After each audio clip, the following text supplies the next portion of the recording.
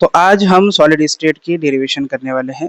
Packing efficiency की derivation हम करने वाले हैं सिंपल क्यूबिक लैटिस के लिए। अब यहाँ पे हम पैकिंग एफिशिएंसी कैलकुलेट करेंगे सिंपल क्यूबिक लैटिस के लिए। तो सिंपल क्यूबिक लैटिस में क्या होता है, तो सिंपल क्यूबिक लैटिस में एक क्यूब होता है इस तरीके से। हमें पता है यूनिट सेल क्यूबिक शेप का मानते हैं, तो यहाँ पे क्यूबिक शेप में यहाँ पे एक कॉर्नर पे ये कॉर्नर पे ये कॉर्नर पे ये कॉर्नर पे इस तरीके से ये कॉर्नर ये कॉर्नर ये कॉर्नर टोटल 8 कॉर्नर पे हमारे पास स्फेरिकल शेप के पार्टिकल्स प्रेजेंट होते हैं। तो हमने क्या किया, उसके सामने का एक फेस कंसिडर कर लिया और उनके सामने जो है ना कॉर्नर्स पे हमने लगा दिए 4 स्पेयर। तो देख सकते हैं ये एक फेज मैंने यहाँ पे एक फेज कंसिडर कर लिया। अब उस फेज के ऊपर यहाँ पे मैंने 4 पार्टिकल इस तरीके से ड्रॉ कर दिए। अब हमें पता है स्पेयर का जो है ना सेंटर से लेके यहाँ तक का जो डिस्टेंस होता है उसे हम रेडियस कहते हैं। तो रेडियस स्मॉल आर से हमने डिनोट कर दिया। अब यहाँ पे भी रेडियस यहाँ पे स्मॉल आर से डिनोट कर दिया। अब हम जो है ना यहाँ पे ये चीज मानते हैं कि ये जो एज लेंथ है, ये एज लेंथ को हम किसे ए से डिनोट करते हैं। अब हमें इनके दोनों के बीच में रिलेशन निकालना है।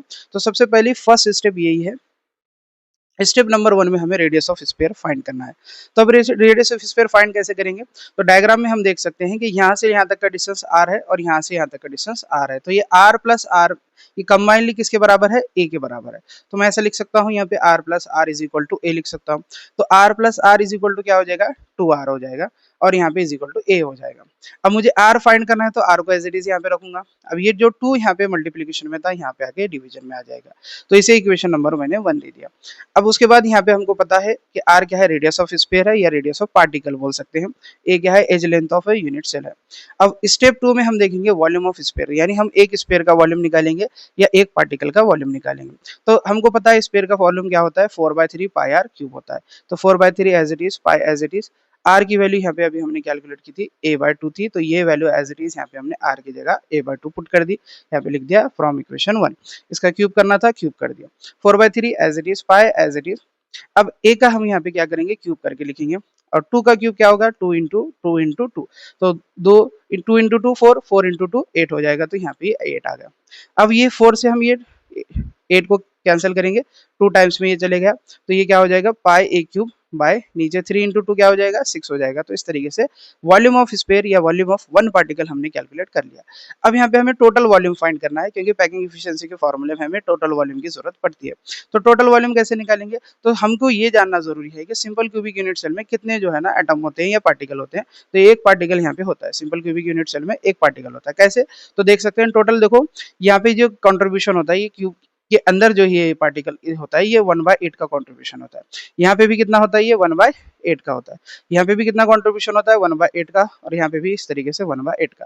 तो ये सामने का फेज था, इसके पीछे के फेज में भी क्या रहेंगे, सिमिलरली 1/8 के 4 कंट्रीब्यूशन रहेंगे। यानी टोटल यहाँ पे 4 और इसके पीछे 4, यानी 1/8 इंटू कितने 8 से हम क्या करेंगे, इसे मल्टीप्लाई करेंगे। तो 8 से 8 कैंसिल होके हमको वैल्यू कितनी मिलेगी, 1 मिलेगी। यानी टोटल यहाँ पे जो पार्टिकल होते हैं सिंपल क्यूबिक लैटिस के अंदर वो कितने होते हैं, 1 पार्टिकल होते हैं। तो हमने क्या कर दिया, ये जो वॉल्यूम निकाले थे स्फीयर का, तो वो स्फीयर के वॉल्यूम को हमने यहाँ पे 1 से मल्टीप्लाई कर दिया। तो हमें क्या मिल गया, total volume occupied by particle in unit cell. तो टोटल एक पार्टिकल था, उस 8 पार्टिकल को हमने स्फीयर के वॉल्यूम से मल्टीप्लाई कर दिया। अब ये हमें मिल गया। अब पैकिंग एफिशिएंसी का फॉर्मूला क्या होता है, volume occupied by particle in unit cell divide by total volume of unit cell into 100 होता है। अब ये जो भी वॉल्यूम हमने यहाँ पे कैलकुलेट किया था उसकी वैल्यू यहाँ पे पुट कर दी। अब यूनिट सेल कौन सी शेप का होता है, तो यूनिट सेल यहाँ पे क्यूबिक शेप का होता है। तो क्यूब का जो वॉल्यूम हमारे पास होता है वो क्या होता है, ए क्यूब होता है। तो उसकी जगह हमने यहाँ पे लिख दिया ए क्यूब लिख दिया। अब ए क्यूब से ए क्यूब ये क्या हो जाएगा, कैंसिल हो जाएगा। तो हमारे पास क्या बच गया, पाई/6 इंटू 100 बचा। तो यहाँ पे देख सकते हैं पाई/6 इंटू 100 हो जाएगा।